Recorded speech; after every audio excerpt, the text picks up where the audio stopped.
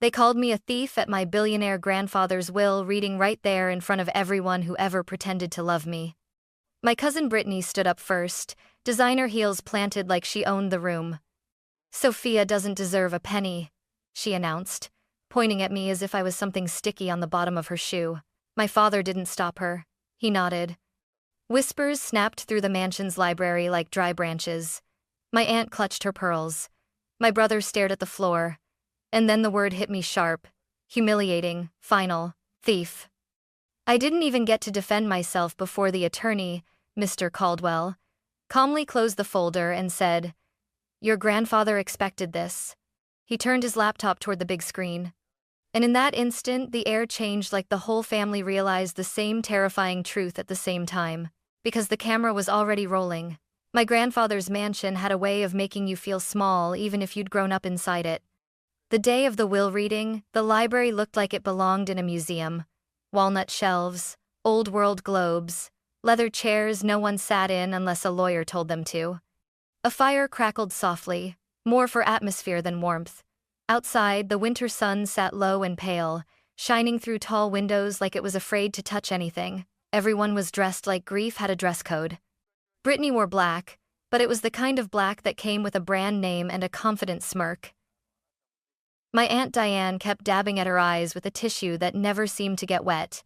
My father, Mark, sat at the head of the seating arrangement like he was already practicing ownership. And me?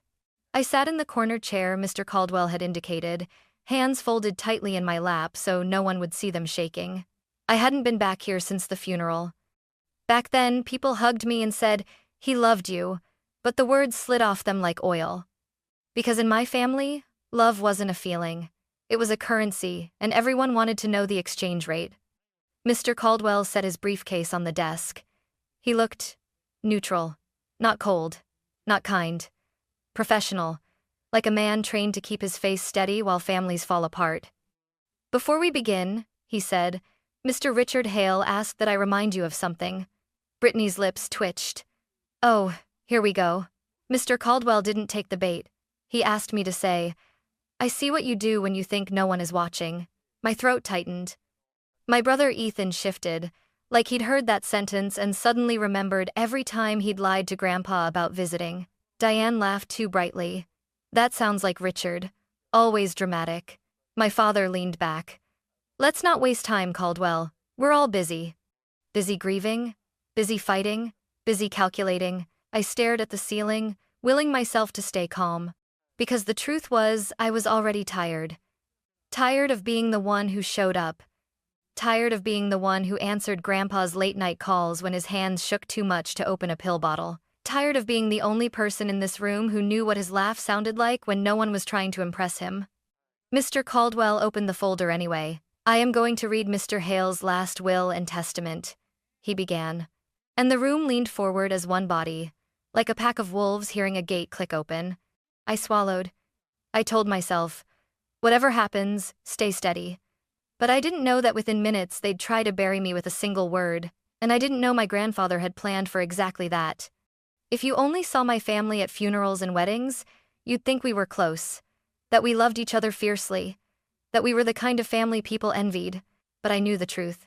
My grandfather, Richard Hale, didn't just have money, he had power. The kind that made people return calls instantly. The kind that made local politicians suddenly free for dinner. The kind that made my relatives orbit him like planets desperate for heat.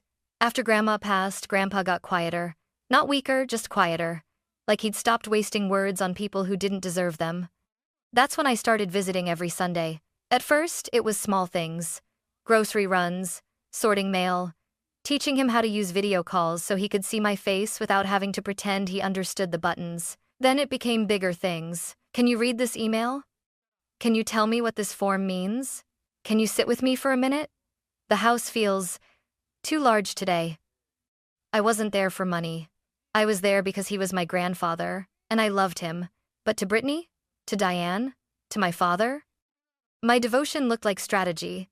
Brittany used to sweep in twice a year Christmas, and Grandpa's birthday, always carrying an expensive gift bag and always leaving before dessert. She'd kiss his cheek like she was collecting evidence of affection. "Love you, Grandpa," she'd sing, then glance at her phone. Ugh, traffic downtown is going to be a nightmare. It is about the said. My Aunt Diane visited when she needed something, usually a signature. My father? My father visited when there were witnesses. He'd sit in Grandpa's study, voice warm and rehearsed. Dad, you know I'm here for you. Then Grandpa would mention a charity project or an investment opportunity, and my father's eyes would light up like he'd spotted a loophole. Yeah, he'd say, leaning in. Let's talk numbers. And Grandpa would look at me, just a quick glance that said, You see it too, don't you? I did. The last time I saw Grandpa alive, he was in his favorite chair by the window, wearing that old gray sweater Grandma used to tease him about. His hands looked thinner than I remembered, but his eyes were sharp. Soph, he said, patting the armrest. Sit. I sat. He studied my face like he was memorizing it. They'll behave at the will reading, he said. I laughed, thinking he was joking. Sure they will. He didn't laugh back. Then he said softly, People don't become greedy after someone dies. They just stop pretending. I felt my stomach dip.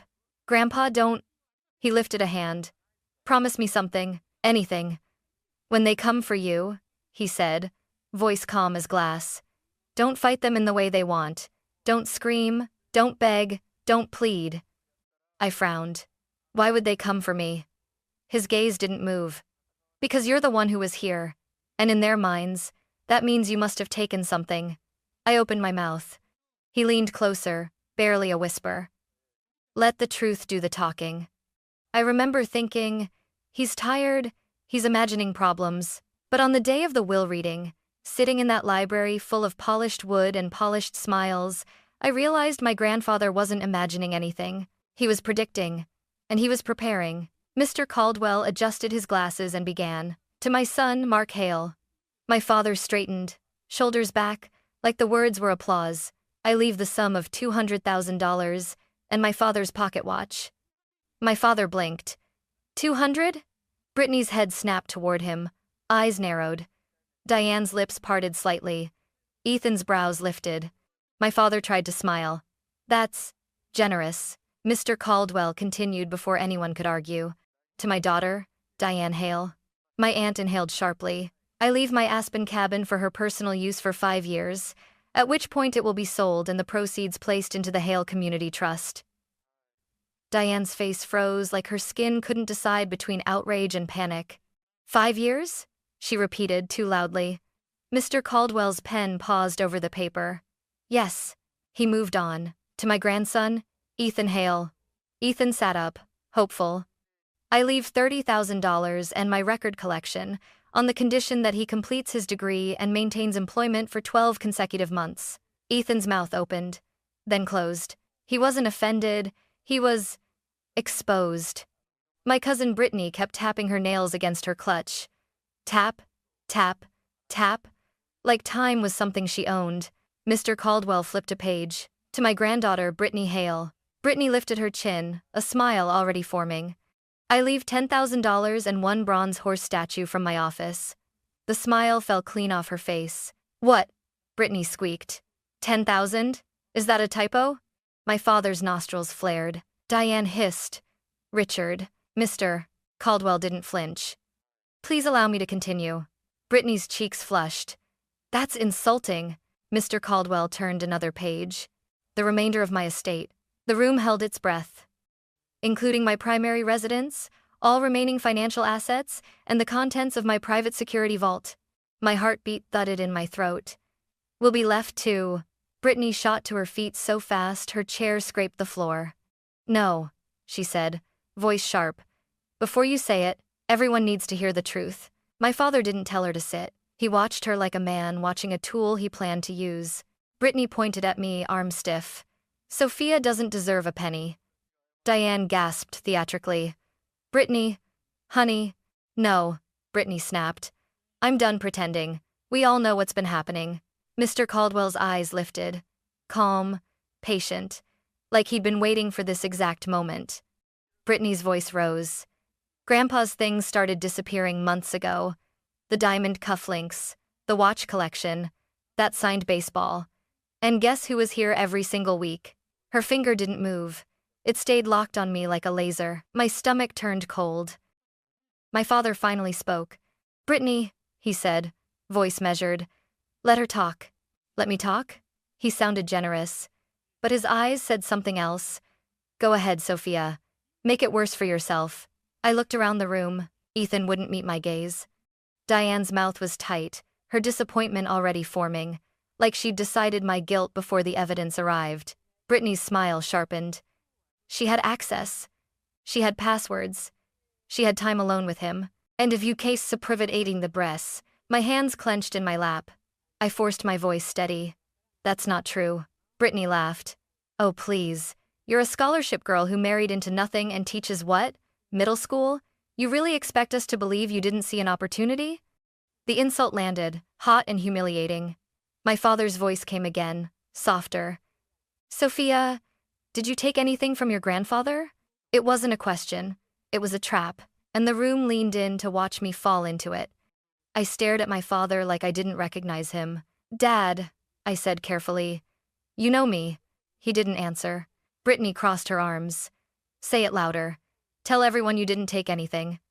My Aunt Diane stood, shaking her head like she was devastated.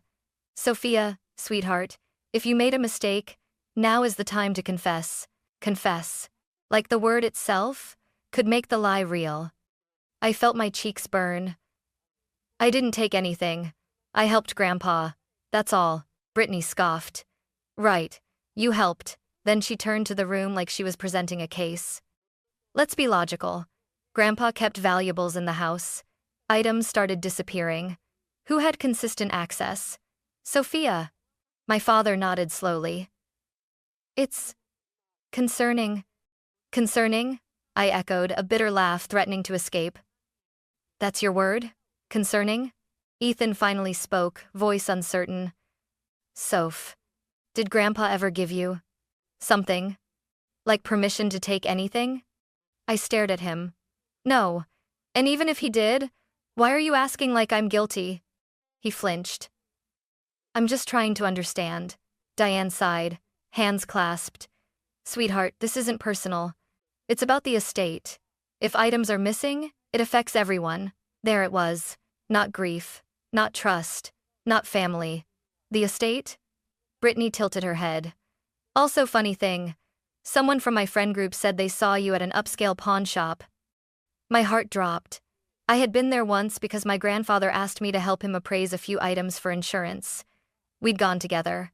He'd laughed the whole time, teasing the appraiser's bow tie. But in this room, with Brittany's eyes gleaming, the truth didn't sound clean. It sounded like an excuse. My father's jaw tightened. "A pawn shop?" "Dad," I said sharply. "Grandpa was with me." Brittany pounced. "Oh, sure. Convenient. Grandpa was with you. Can he confirm that now?" Silence slammed down. I felt something in me crack, not loudly, not dramatically, but like a small internal collapse. Because I realized they weren't confused. They weren't investigating. They were deciding. Mr. Caldwell remained still, watching it unfold as if he were taking notes for a larger plan. Brittany took another step forward. "She doesn't deserve a penny," she repeated, louder. "And if Grandpa left her anything, we contest the will. We argue he was manipulated." Diane gasped. "Manipulated? Richard? Impossible." My father's voice was calm. "People deteriorate in the end, Diane." I whipped my head toward him. He was sharp. My father raised his eyebrows. "Was he? Or were you influencing him?" I stared at him, stunned. Brittany's grin widened. "Exactly." Ethan looked like he wanted to disappear into the carpet. I pushed my chair back and stood, legs trembling. "This is disgusting," I said, voice shaking but loud enough to cut through the whispers. "You all barely visited him. You didn't take his calls. You didn't help him. And now you stand here calling me," Brittany interrupted, almost delighted. "A thief." The word hit again, heavier this time because it came with a chorus of nods. Diane pressed her lips together. "Sophia, if you return what you took, I didn't take anything." My voice snapped, louder than I intended. The room went still, then immediately shifted into judgment, like my raised voice was proof of guilt. Brittany's eyes glittered. "See? Defensive." My father's tone softened, falsely compassionate. Sophia, we can handle this quietly if you cooperate, quietly. Like he was offering mercy. Like he wasn't the one holding the knife of accusation. I felt my hands shaking. I forced them still. Then Mr. Caldwell raised one hand slowly, deliberately. The room obeyed him without realizing it. Enough, he said. His voice was not loud. It didn't need to be. It carried authority built over decades, authority my grandfather had trusted. Everyone looked at him. Brittany folded her arms. Finally, tell her she's not getting anything.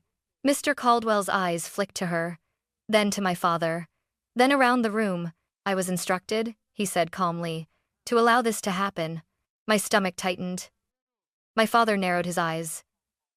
What do you mean?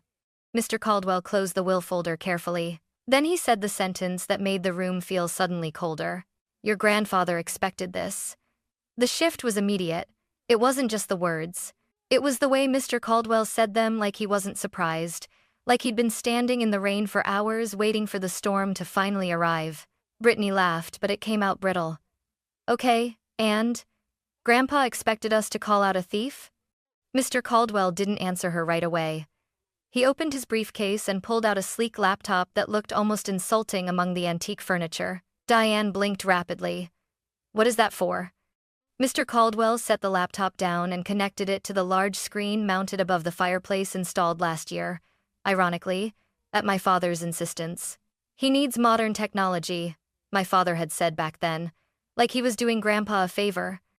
Now my father stared at the cables with a look that wasn't curiosity. It was fear. I felt my pulse hammering. Mr. Caldwell?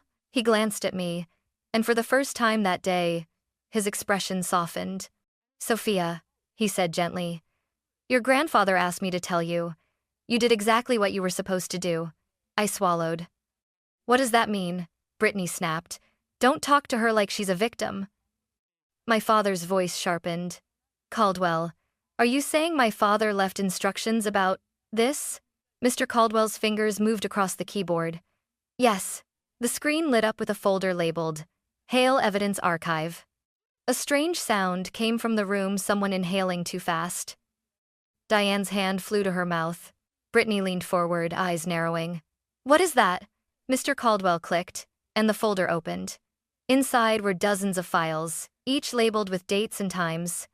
My father stood. Hold on. Are you recording people in this house? Mr. Caldwell's voice stayed calm. Your father recorded his own property. Perfectly legal. Brittany's voice rose. That's an invasion.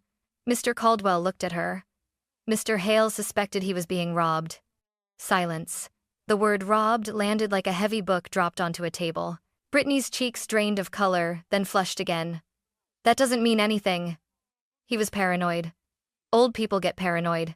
My father's gaze snapped to Brittany. Stop talking. Brittany's mouth opened, then shut. For the first time, she looked uncertain. Mr. Caldwell turned back to the will folder and read, slowly, clearly. The remainder of my estate will be left to the person who helped me expose the thief, and who showed up when the rest of you only showed interest. Brittany scoffed. Cryptic nonsense. Mr. Caldwell's eyes lifted. Not cryptic, precise. He clicked a file. The screen switched to black, then to a camera angle of the mansion's hallway, wide, clear, time-stamped. My throat tightened as I recognized the view. That was the hallway outside my grandfather's private study. Mr. Caldwell said, this footage is from 3 months ago. Tuesday, 2:18 p.m., Tuesday. I would have been at school, teaching. On the screen, the front door opened, and Brittany walked in, not in a holiday outfit, not dressed for a family visit. She moved fast, head down, hood up, like someone entering a place they didn't want to be seen. Diane gasped, a small, strangled sound. Brittany's voice cracked. That's not... The camera angle switched to another room, my grandfather's study. Brittany moved with practiced confidence. She went straight to the safe behind the painting, something I didn't even know existed until Grandpa showed me in the final weeks. She opened it with a code she should not have had. My father's face went rigid. How did she... Brittany spun toward him, desperate. Dad. He ignored her. Eyes locked on the screen. On the video, Brittany pulled out a velvet pouch. She dumped the contents on the desk: watches, cufflinks, a gold pen my grandfather once said was worth more trouble than it's worth. She didn't hesitate. She didn't look around. She swept them into her bag like she'd done it before. My stomach turned. Not because I was shocked, though I was, but because I remembered Brittany's voice in this very room calling me a thief with such confidence. Because she wasn't guessing. She was projecting. Mr. Caldwell paused the video. The room was so silent I could hear the fire pop. Brittany's voice came out thin. Grandpa gave me permission. Diane's eyes widened. Did he? Brittany's gaze darted. He said I could borrow things. Mr. Caldwell clicked another file. This time, the camera showed Brittany in a jewelry store security footage from a partner business, time-stamped, legal watermark in the corner. She set the cufflinks on the counter. The clerk opened a drawer of cash. Brittany signed a form and took the money. My father whispered, almost to himself, "Oh my God." I stared at the screen, numb. The humiliation I'd felt minutes ago turned into something else, heat rising in my chest, like anger finally finding oxygen. Brittany backed away from the screen, shaking her head rapidly. This is out of context. Mr. Caldwell's voice was steady. There is more. My father snapped. How much? Mr. Caldwell looked at him. We'll get there. He clicked another file. The screen now showed the kitchen, my grandfather's kitchen, where I used to make tea for him and listen to his stories. Two people sat at the table, Brittany and my father. My breath caught. My father stepped forward instinctively, like he could physically block the image. But the video was already playing. On the screen, my father leaned in, voice low, conspiratorial. Once we make them believe it's Sophia, he said, the will won't stand. Brittany nodded. Diane already suspects her. I've been feeding it gently. People love a martyr story, especially when it's me. My father's voice continued, cold and calculated. The vault alone is worth millions. If Dad leaves it to her, we contest. We claim undue influence. We say she manipulated him. Brittany laughed softly. And the missing items? My father shrugged in the video. Insurance. Chaos. A distraction. Everyone will focus on Sophia defending herself instead of asking why things were missing in the first place. My body went still. I couldn't breathe. On the screen, Brittany sipped coffee like she wasn't planning to destroy me. What about Ethan? She asked. My father smirked. Ethan will follow the crowd. He always does. My brother's face crumpled. Brittany asked. And if Caldwell tries something? My father leaned back. Caldwell works for Dad, not her. The lie was almost funny, because Mr. Caldwell stood in front of us now, calm as stone, proving exactly who he worked for. Mr. Caldwell paused the video. No one spoke, not Diane, not Ethan, not even Brittany. My father's face looked like it had been drained of blood, no drama, no gore, just the reality of a man caught inside his own words. I heard myself whisper, "You plan to ruin me." My father turned slowly, eyes wild. Sophia, listen, Brittany snapped. This is entrapment. Mr. Caldwell's voice cut through her. This is evidence. Then he added, quieter. And your grandfather made sure it would be admissible. The final click of the mouse sounded louder than a gavel. Mr. Caldwell opened one last file. This, he said, is your grandfather. The screen changed to my grandfather sitting in his favorite chair, same chair by the window, same gray sweater. He looked older than I remembered, but his eyes were sharp. Unmistakably Richard Hale. He stared straight into the camera like he was staring straight through us. If you're watching this, he said, voice calm, then I'm gone. Diane let out a small sob that sounded more like guilt than grief. My grandfather continued, I want to start with something simple. I loved my family. I loved you all. But love does not excuse betrayal. Brittany's knees seemed to wobble. She gripped the back of a chair. My father's jaw clenched so tight I could see the muscle jump. Grandpa's gaze didn't waver. For months, items have disappeared from my home. I knew who took them. Brittany shook her head. No. Grandpa raised a hand in the video, as if he could silence her across time. And I knew what you planned to do next, he said. My throat tightened. He turned his eyes slightly, like he was looking at me. Sophia, he said softly, and I felt something in my chest break open. You showed up.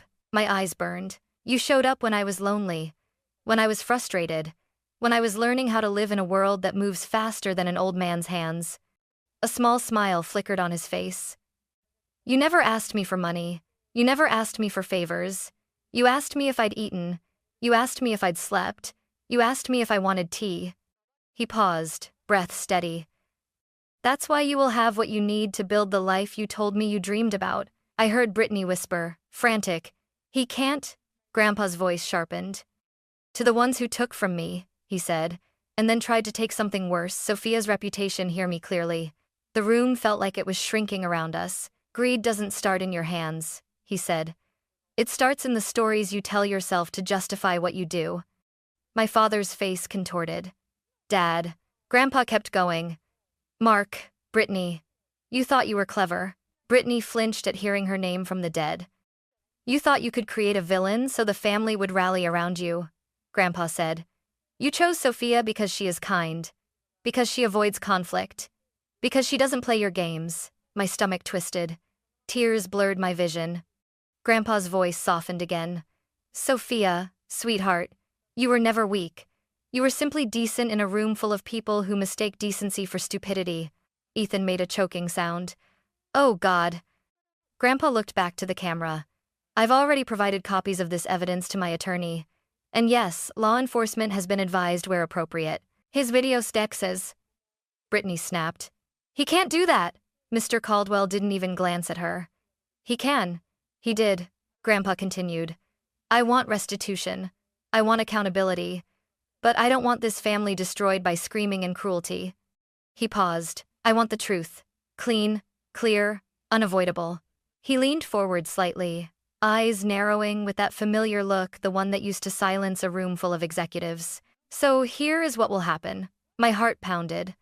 The person who returns what was taken, cooperates with the investigation, and makes genuine amends, will be spared the harshest consequences available. Brittany's breath hitched, like she'd been handed a lifeline and was afraid to grab it. Grandpa's voice stayed firm. The person who denies, threatens, or attempts retaliation will meet the full weight of the law. Retaliation. My skin prickled, because even now, even with evidence on the screen, I could feel my father's anger like heat. Grandpa's expression softened again. Sophia will receive the estate, including the mansion, the financial assets, and the private vault. She will also receive my legal team's support to ensure she is protected. This is not charity. This is justice. Diane collapsed back into her seat, whispering, Richard. Grandpa's eyes held the camera. To the rest of you. If you want to be in Sophia's life, you will show up. Not with demands. Not with excuses. With effort. Then he smiled, small, almost mischievous. One last thing, he said. Sophia. My breath caught. In the vault is a letter for you. It includes a plan we discussed, your community scholarship program. You told me you wanted to help kids who feel invisible, who are underestimated. Tears fell freely now. You can do it, Grandpa said gently, and you won't do it alone. The video ended. The screen went black, and for a moment no one moved. Brittany's voice broke the silence, thin and furious. This is insane. I'll sue. My father rounded on Mr. Caldwell. You're going to hand everything to her? Over a video? Mr. Caldwell's tone remained neutral. Over evidence. Over a will. Over the law. Then he added, looking directly at my father, and over your own recorded confession. My father's eyes snapped to me. I expected hatred. But what I saw was panic because he knew the game was over. And suddenly, for the first time in my life, I wasn't the one trapped. He was. The next minutes felt unreal, like the world had slowed down to force every consequence to land properly. Mr. Caldwell closed the laptop with a quiet click. I'm going to be very clear, he said. This is not a family debate. This is a legal matter. Brittany took a step forward, voice high. You can't just... Yes, Mr. Caldwell said calmly. I can. He pulled out another document thicker than the others. Mr. Hale's will contains a morality clause, he explained. Any beneficiary who steals from him, conspires to commit fraud, or attempts to frame another beneficiary forfeits their inheritance. 8. Diane stared at her hands, shaking. Mark, tell me this is a misunderstanding. My father swallowed. Diane, shut up. Ethan flinched at the harshness. Brittany's face twisted. Fine. Fine. I'll return it. I'll return everything. Just don't call the police. Mr. Caldwell nodded once. Cooperation will be noted. Then he turned slightly toward the door. Detective Rivera, he called. My breath caught. The door opened, and a woman stepped in plain clothes, calm eyes, posture like she'd seen every kind of liar 1,000 times. She didn't look aggressive. She looked prepared. Brittany staggered back. You had her waiting outside? Mr. Caldwell's voice was steady. Your grandfather did. Detective Rivera glanced around the room, taking in the faces. I'm not here to create a scene, she said evenly. I'm here to ensure no one attempts intimidation, threats, or destruction of property and evidence. My father's face hardened. This is my house. Detective Rivera held up a hand. Not as of today, Mr. Hale. He froze. I felt something shift in my spine like I'd been standing bent for years, and suddenly remembered I could straighten. Mr. Caldwell slid an envelope toward me. This is for you, Sophia, he said quietly. From your grandfather. My fingers trembled as I took it. Grandpa's handwriting, bold, familiar, stared up at me. I opened it and read silently as the room held its breath. My dearest Sophia. If you're reading this, then the wolves showed their teeth. I'm sorry you had to see it. But I'm not sorry you now know the truth. Don't let their betrayal harden you. Let it sharpen you. My throat tightened. I'm leaving you resources, and I'm leaving you protection. Use both wisely. Build what you told me you wanted to build. Make something good out of a place that once felt heavy. I swallowed hard. And remember, justice doesn't need to be cruel to be real. I looked up, eyes wet. Brittany was staring at me like I'd stolen oxygen from her lungs. My father's voice came out low, threatening without saying the forbidden words. Sophia, we can talk about this privately. Detective Rivera's gaze snapped to him. Not without counsel present. Mr. Caldwell nodded. Any communication regarding the estate goes through my office. My father's eyes flashed. You're really going to do this to your own father? Something in me steadied. I met his gaze. You did this to me first, I said. The room didn't explode into chaos the way Brittany had probably hoped. It didn't become a screaming match where she could play victim. It became something worse for them. It became official. Detective Rivera took out a small notebook. Miss Brittany Hale, you'll provide a list of items removed and the locations of any sales. Mr. Mark Hale, you'll provide financial statements related to any transactions connected to stolen property. My father stiffened. I'm not. Mr. Caldwell's voice was quiet. The alternative is a subpoena. Brittany's shoulders slumped. I'll cooperate, she whispered, eyes darting to my father. My father didn't look at her, because for once, he couldn't control the narrative. And when the narrative dies, all that's left is the truth. 6 months later, the mansion didn't feel like a weapon. It felt like a place that could breathe. I didn't keep it as a trophy. I didn't throw parties to prove a point. I didn't post dramatic photos online. I did what Grandpa and I talked about in those quiet Sunday afternoons. I turned it into something useful. The library where they called me a thief became a scholarship office and tutoring space. The long dining room where my father used to brag about legacy became a community meeting room where families could ask for legal guidance free, funded by the Hale Community Trust. And the vault? The vault held more than money. It held letters my grandfather's and my grandmother's written across decades. It held documents for a scholarship foundation already drafted and ready. It held a final note in Grandpa's blunt handwriting. Don't just inherit, build. Ethan came around slowly.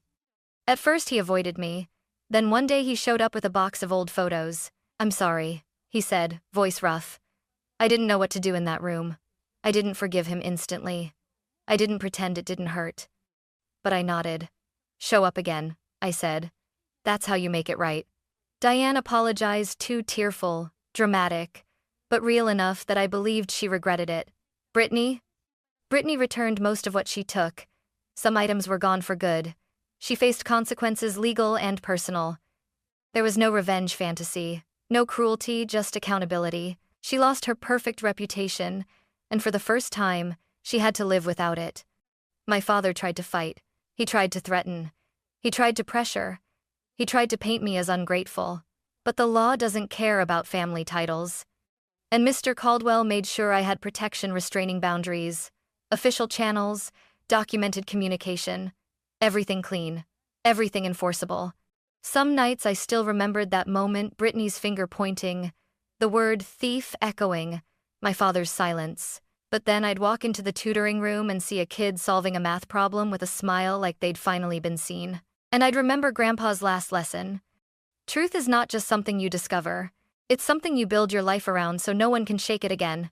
On the first anniversary of the will reading, I placed a cinnamon roll, Grandpa's favorite, on his grave. I did it, I whispered. The wind moved through the trees, soft and steady. And for the first time in a long time, I felt safe.